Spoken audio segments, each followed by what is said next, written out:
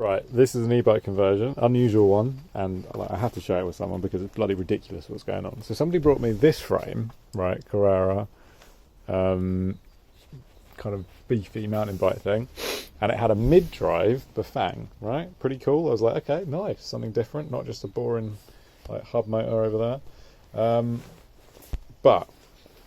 And then they said, okay, basically, this is the old frame. It's got some problems with it, aka the frame is snapped, and somebody's actually, I think this is a pretty fine repair. Like, although that bracket, okay, that has broken, hasn't it?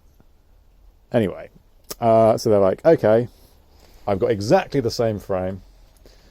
Can you just swap everything across? And I'm like, yeah, cool. That should be easy then, shouldn't it? We know it works. It's a like for like swap. However, this is the most bizarrely complicated job that could have happened, because you can't tell now, but the bottom bracket on this thing was fucking enormous, and the old owner, obviously I didn't know this until I took the bottom bracket out. Here we go. So basically it has these big dropouts for maybe for like boost spacing or whatever they call it, or maybe just because it's got big tyres, I don't know. It's got a big bottom bracket as a result. And you can see how much of the shell has been chopped off. Obviously, I took this out of the new frame, so I didn't know that the bottom bracket was weird until I took this motor off of here. And I was like, that does look a bit messy. And then I realised someone had chopped it down with a hacksaw.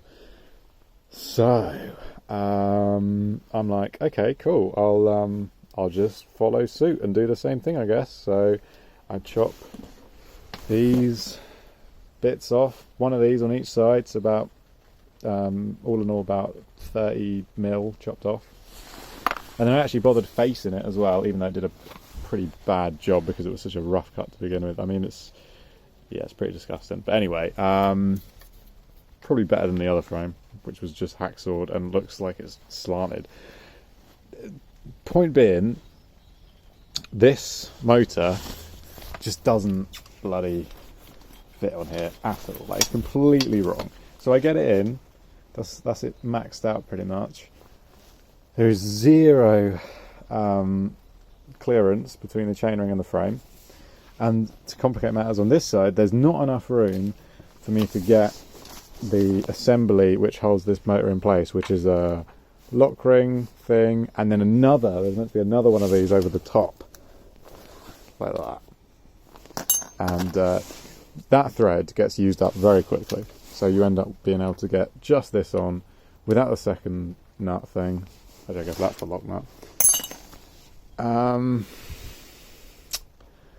And after you've done that, after you've used up all the thread, just getting one of the two integral pieces that holds the motor onto the frame on there. This is also on there as well, so that's using up space. Even after you've done that, it then still fouls the chainstay, obviously, because why wouldn't it? Because it's not meant to fit on here. So now I've got to mess around putting bloody spacers back in to the shell that I just chopped off, even though the more spacers I add, the less thread I have over here to play with. And it's like, what? How did this ever work? This is just, it looks like a dream easy job. Like, take out, put in new frame, bish bash bosh, and it's literally the exact opposite. It's like, what horrors did they do to this frame to make this motor fit? Because it's completely incompatible.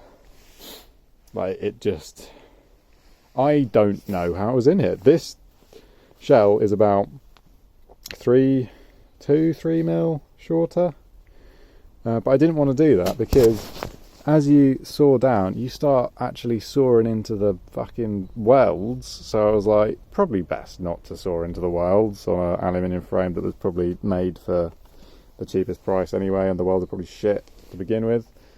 And don't know what to say really. It shouldn't work, and it doesn't work, but somehow I have to make it work. So it's different. It's definitely different.